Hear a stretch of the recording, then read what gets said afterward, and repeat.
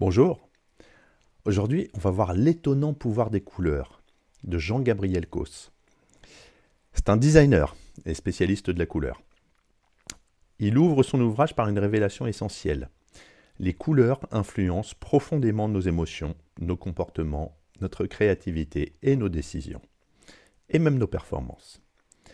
Cette idée, intuitive pour certains, est étayée dans ce livre par une série d'exemples concrets, d'expériences scientifiques, d'études de cas et de réflexions issues du monde du design, du marketing, de la psychologie et des neurosciences. Son objectif ? Nous faire prendre conscience que la couleur n'est pas une donnée esthétique secondaire, mais un facteur actif dans notre quotidien. Dès les premiers chapitres, l'auteur insiste sur le fait que les couleurs parlent à notre inconscient. Elles activent certaines zones cérébrales liées aux émotions, à la mémoire ou à l'action.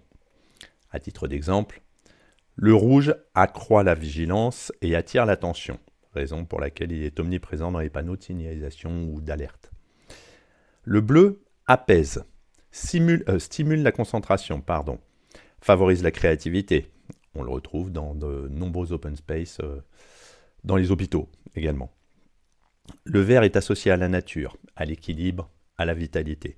Le jaune évoque l'optimisme, l'énergie, mais aussi peut irriter à haute dose. Et le violet, couleur de la spiritualité ou du luxe, a un impact plus ambivalent. Ces perceptions peuvent varier culturellement. Le blanc est symbole de pureté en Occident et de deuil en Asie.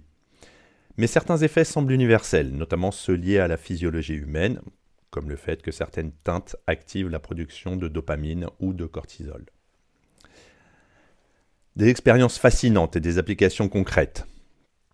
Dans son livre, il cite de nombreuses expériences scientifiques qui montrent à quel point les couleurs influencent notre comportement. Dans une école, le simple fait de repeindre une salle en bleu a fait baisser le bruit ambiant de 30%. Une prison américaine a testé le rose bonbon, qui réduisait l'agressivité des détenus. Dans les transports en commun japonais, le bleu a été installé sur certains quais pour prévenir les suicides et a montré une baisse réelle des passages à l'acte. Des entreprises comme Google ou Apple modifient la couleur des murs ou du mobilier selon les objectifs, stimuler la productivité, calmer les tensions ou favoriser l'innovation. Le design, la mode, la publicité, l'architecture, l'urbanisme, la médecine, tous les domaines sont concernés par la couleur thérapie.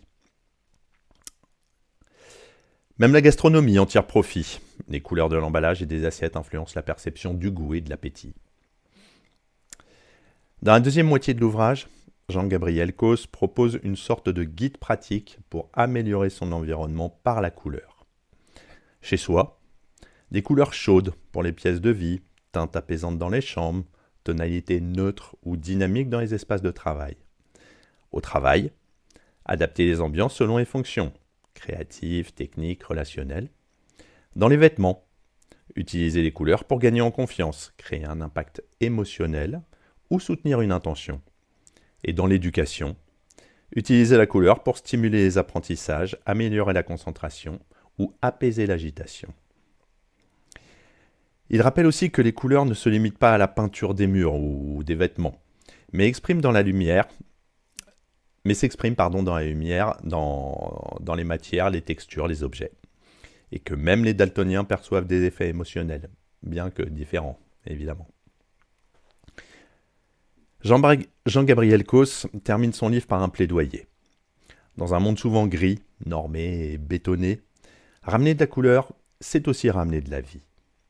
Il évoque des expériences de design urbain où la couleur a transformé des quartiers entiers, ravivé des espaces publics ou encouragé des dynamiques sociales positives.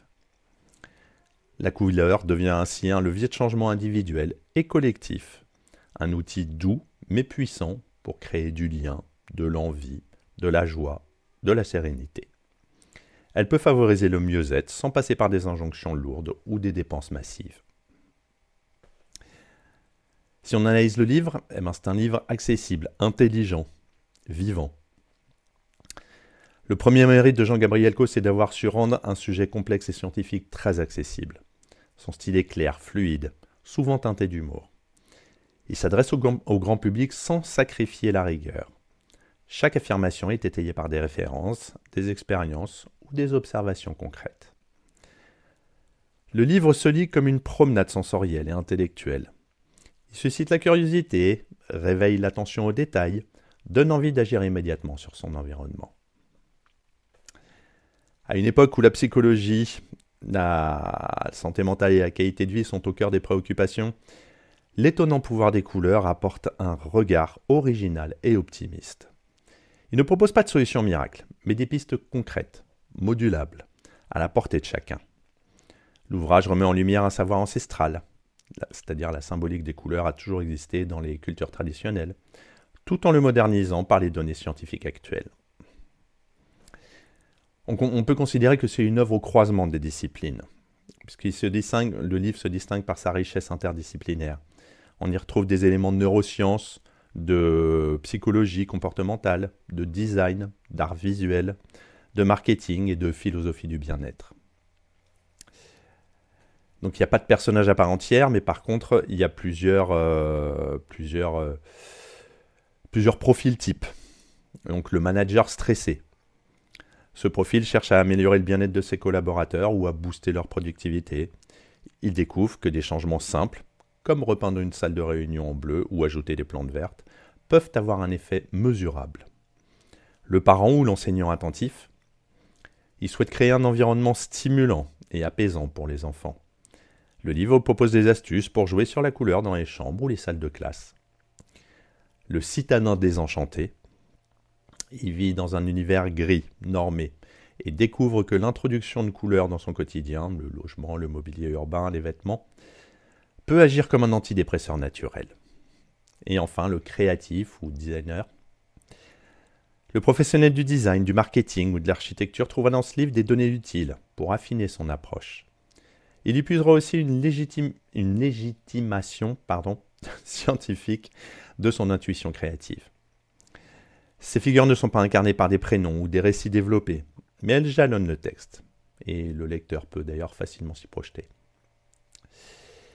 Pour conclure, c'est un éveil sensoriel et existentiel. Une invitation à reprendre la main sur son environnement par des gestes simples, joyeux et puissants. Le livre démontre, exemple et étude à l'appui, que les couleurs ne sont pas neutres. Elles influencent notre santé, nos relations, nos émotions, nos décisions. Elles sont partout, dans les murs, les objets, les vêtements, la lumière, et pourtant elles sont souvent négligées. Donc à travers un ton accessible, stimulant, bienveillant, Coase nous rappelle une vérité fondamentale. Nous ne vivons pas dans un monde neutre, mais dans un monde coloré, et ces couleurs nous parlent. À nous de les écouter, de les choisir, de les apprivoiser. En refermant le livre, on regarde autrement son salon, son placard, son quartier, et même ses émotions. Car comme le dit l'auteur, changer les couleurs, c'est parfois changer de vie. C'est original ma fin. À bientôt.